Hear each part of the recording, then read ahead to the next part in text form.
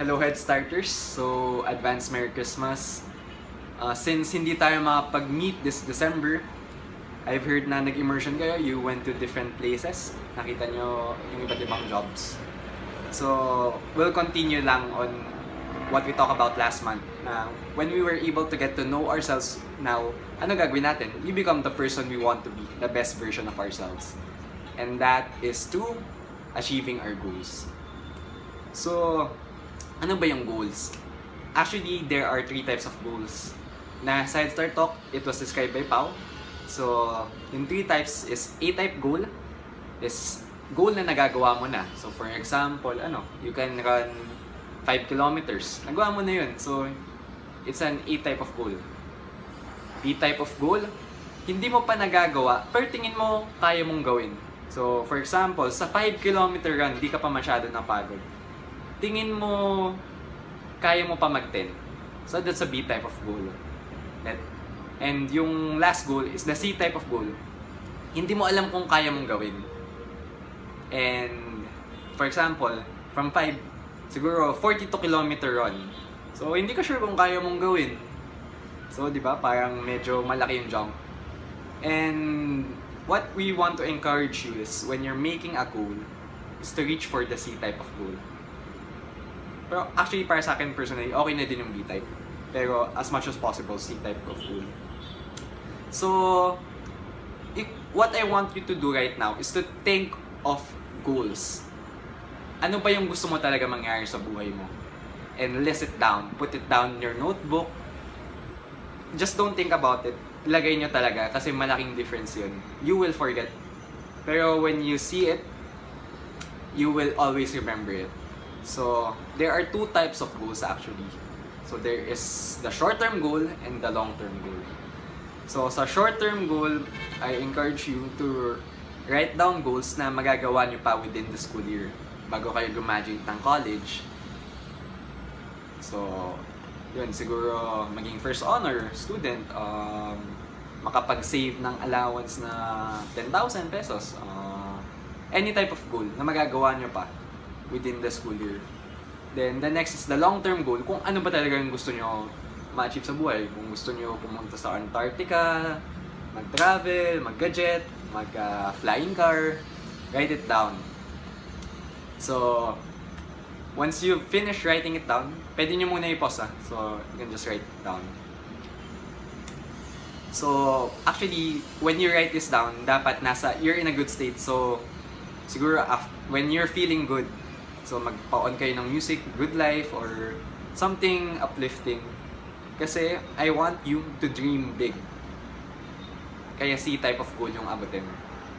Kasi when you dream big, wala kayong limiting beliefs. Lahat kaya nyo. And the problem with some people is, tingin nila hindi nila kaya. Pero actually kaya. What the mind can conceive, you can achieve. Okay? So, no limits. So, yun, may short-term goal ka at may long-term goal. And what I want to emphasize, as much as possible, yung short-term goal mo is related to your long-term goal. So, for example, yung short-term goal, maging first honor. Bakit mo ba gusto maging first honor? So, mataas yung grades mo and you can get to a good school, which is your long-term goal. And so maging short-term goal na yung good school in the future. Bakit mo gusto makapunta sa good school? For your long-term goal na makakuha ng scholarship o makakuha ng great job. So, why do you want to yung short, tapos mamaya, after some point, certain age, short-term goal na yung job mo. So, bakit mo ba gusto magkaroon ng great job? So that you can help people. So, yun. So, as much as possible, i-relate nyo yung short-term goal sa long-term goal. Then, actually, I have an activity for you. So, ginawa ko lang to 2 days ago, 3 days ago. And this is how you can jumpstart your 2018. So, share ko lang yung 2017 story ko, the first time that I tried to set goals. So, I had this mentor na parang similar lang ng ginagawa ko sa inyo ngayon, pero one-on-one lang kami. And we just have coffee and eat dinner. So, what he made me do at the beginning of January was to write down 10 goals. 10. Actually, nakalimutan ko na yung sinulat ko. Pero yung top 3 goals, tanda ko pa. So yung first goal is to finish my Toastmasters 10 speeches. Unfortunately, di ko siya nagawa. 8 lang nagawa ko. So I have 2 speeches. Pag natapos ko sa December, panalo. Pero kung hindi, okay lang. Kasi it made me moving. So sometimes, may mga points na hindi mo ma-achieve yung goal mo. But it's okay. Kasi it got you moving. Kaya kahit C-type goal, hindi mo magawa, okay lang yan. As long as there's progress. The second type of goal that yung sinabi ko was to save 100,000 pesos for my salary. So actually, na-achieve ko siya. Pero inubos ko siya because I paid 60,000 for a seminar. Tapos, yung third type of goal ko is to do 3 talks and build something. So actually what I'm building right now is this Headstart community. We're a group of people who inspire others and help each one another to become the best version of themselves. So actually yung long-term goal ko, C-type goal, medyo imposible, is to have 20 students by 2020, before the end of 2020. So ngayon 20 lang, so parang imposible. Pero siguro, posible maging 50 students, A-type of goal for 2018. B-type of goal, maging 200. So, as much as possible, lakihan yung goals nyo. So, good vibes pag gagawa kayo. So, yun lang actually yung tatlo ko natandaan eh. Pero I listed a lot. And, hindi ko, the other was, yung marathon, yun, yung isang goal ko. Then, 42 kilometers. Sa February ko pa gagawin. Pero, ngayon, so far ko, farthest ko 30 kilometers. So, what I want you to do right now is to make something like this. Yeah. So, this is called the vision board. So, lapit ko lang yung tripod. So, in this vision board, dito ko nilagay lahat ng goals ko. So, as a well-balanced person, I want to have a well-balanced life. So, nilagay ko yung idol ko, si Warren Buffett. So, siya yung pinakamayaman na tao. Before, third richest. Ngayon, third na lang siya. So, I like him kasi he helps me, he teaches me a lot when it comes to increasing our financial intelligence. So, yeah. So, siya yung financial goals ko, idol.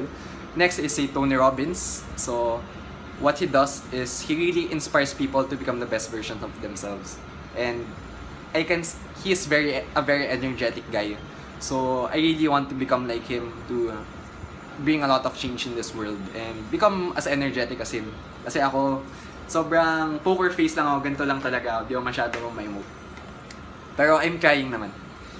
Next is, relationship goals naman, na for this year 2017, I think I was too focused on my work na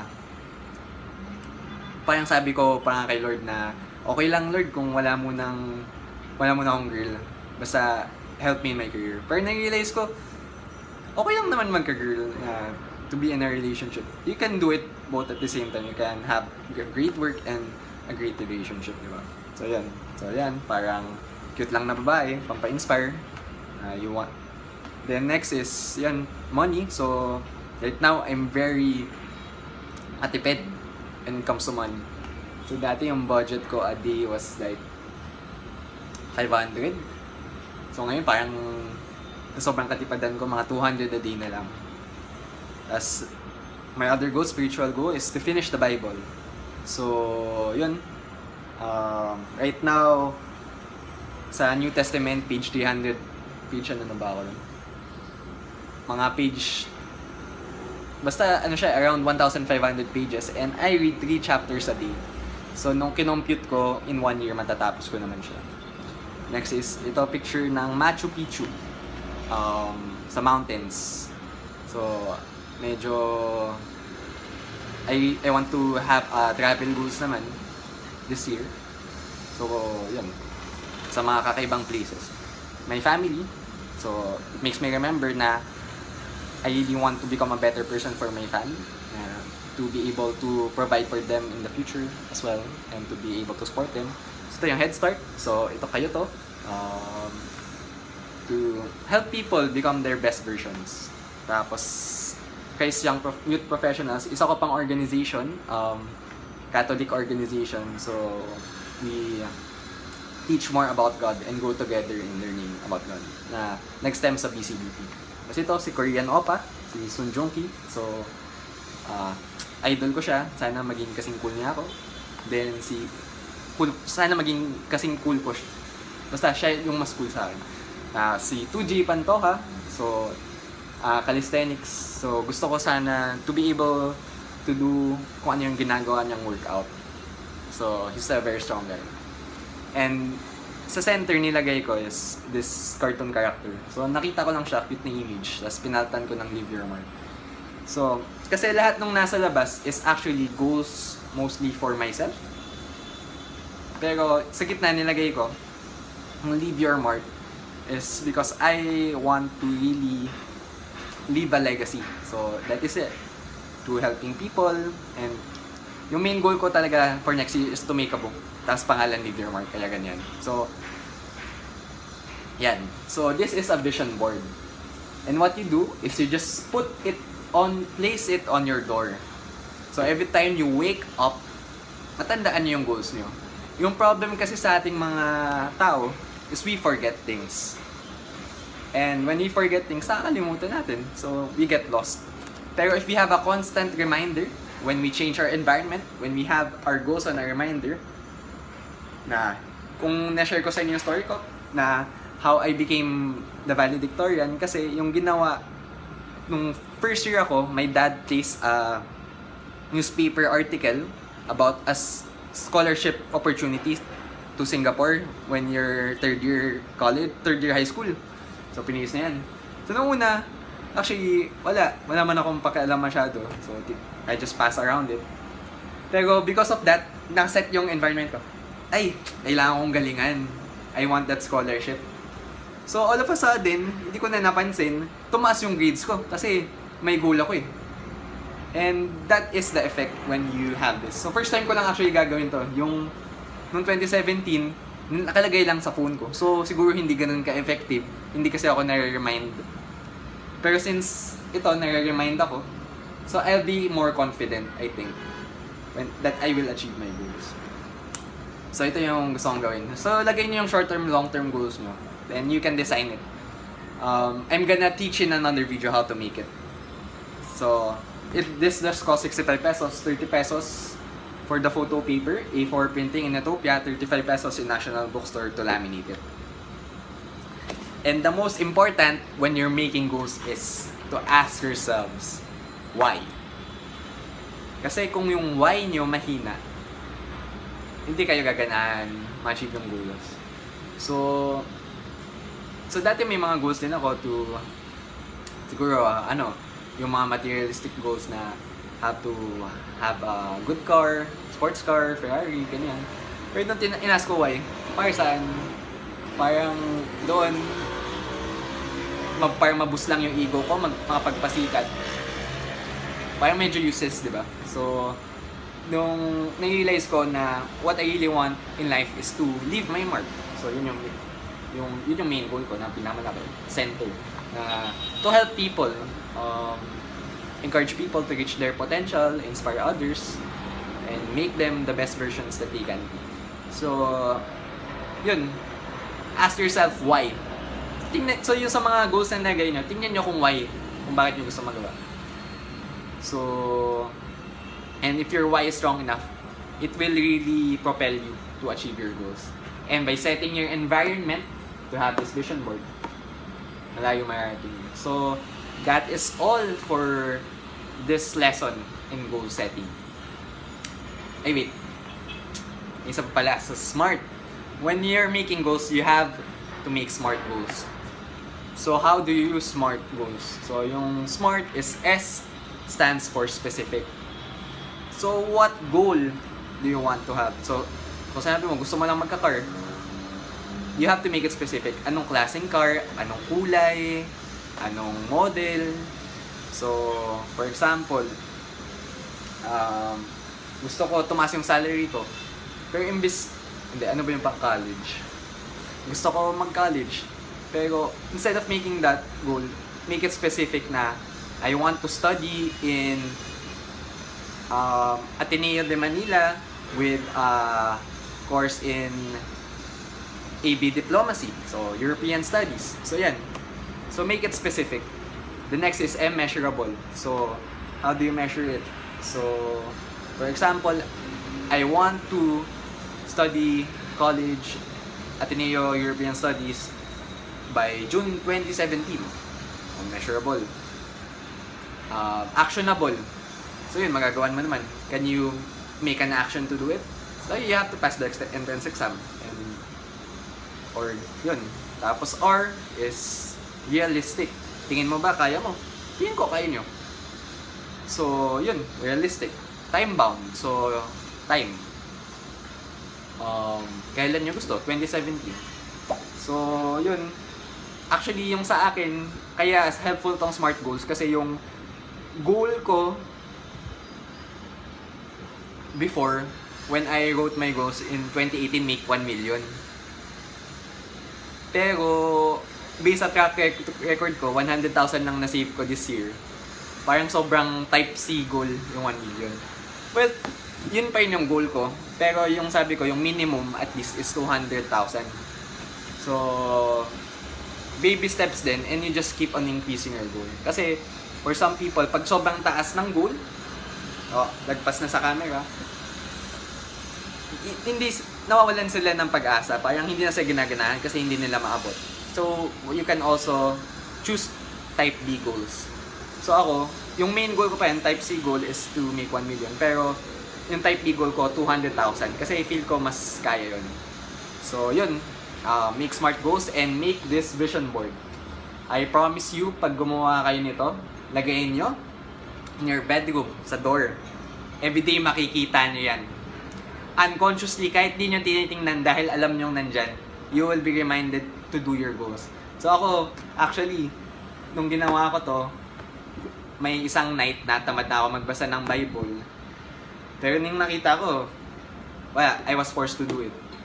Pati kanina, before making this video, tamad ako mag-exercise nung nakita ko si 2J Pantoja. Nag-exercise ako. So, actually, your environment does a big thing in your lives. So, aside from this, you can also surround yourselves with people who inspire you to achieve your goals. Hindi yung mga sinasabing hindi mo yan kaya. Kung may mga haters ka, wag mo pansinin. Dun ka sa mga people who support you. Okay? So, set goals. Shoot for the moon so that you land in the stars. So ako, happy ako kahit hindi ko natapos yung 10 speeches ko, at least I was able to reach 8. So yun. So if you have a type C goals, most likely, if you set a type C goal, most likely, papata ka sa type B goal. Okay lang, panalo ka pa rin, di ba? So, yun lang, Merry Christmas! And ito na yung birthday, Christmas gift ko sa inyo. Or, actually, uuwi ako sa Lipa. So, if you want to make a vision board and free naman ako, message na lang ako, tapos gawa tayo. We can cut magazines, pwede sa book sale sa Robinsons, or make it digital, madali, sobrang dali, 65 pesos only. So, yun. Merry Christmas and advance Happy New Year.